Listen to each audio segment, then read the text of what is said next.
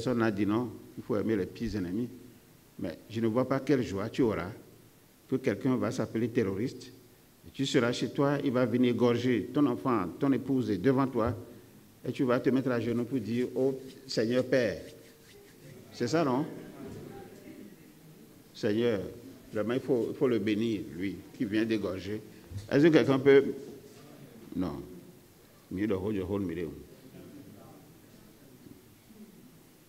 Donc, voilà quelques éléments. Et quand moi, on me pose la question, est-ce que les cérémonies d'hommage rendues aux morts, est-ce que ce sont des cérémonies qui sont dénuées de sens? Je clame haut et fort que ce ne sont pas des cérémonies dénuées de sens. Bien au contraire, et j'explique. Maintenant, je constate avec vous que pour se protéger, l'homme a créé Dieu lui-même. Et quand je dis l'homme, c'est les tout premiers qui ont créé leur Dieu et nous sommes restés à croire qu'effectivement, il suffit le matin d'aller nous prosterner devant quelque chose dont on a donné le nom, huile, chat, poulet, tout ça. Et tout ça, c'est le même Dieu. Hein? Et qu'en le faisant, ça nous protège.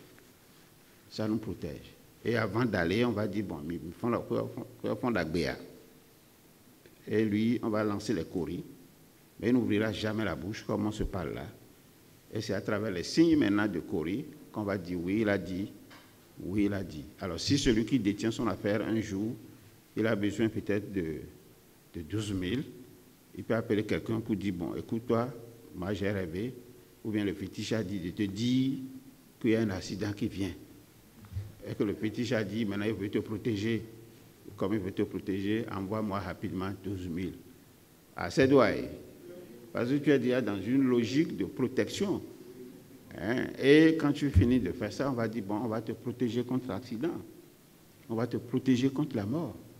Et comme on sait que tu es dans cette dynamique, tu vas acheter bague, on va dire, c'est bague longévité. Vous connaissez bague longévité, non? Comment on appelle ça? C'est Didon, non? Comment? Beriga.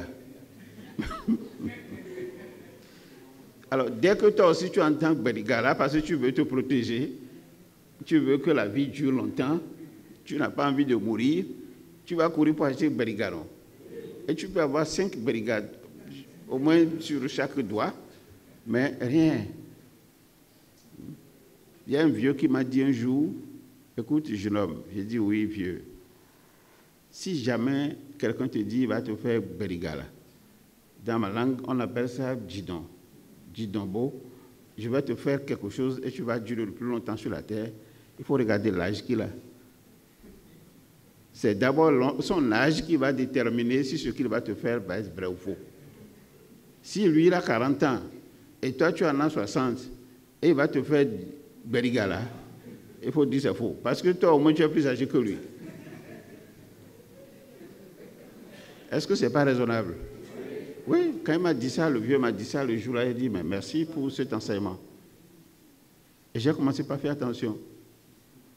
Et je constate que ceux qui te disent ils vont faire ta situation va changer, la plupart d'entre eux sont plus pauvres que toi. Ou bien vous ne les connaissez pas? Oui, je m'en vais maintenant peut-être pour dire je vais un examen professionnel et je m'en vais le voir. Dans le meilleur des cas, lui-même n'a pas d'enfant qui soit à l'école. Hein. Tous sont peut-être au champ, ou alors ils sont des gaimans, ou alors ils sont... Et lui, il va me faire, moi je vais réussir à mon examen professionnel. Je le regarde et puis je dis, mais non, c'est pas vrai. Puisqu'il ne connaît pas la situation. Mais souvent nous allons vers eux, vous vous souvenez, non? Voilà.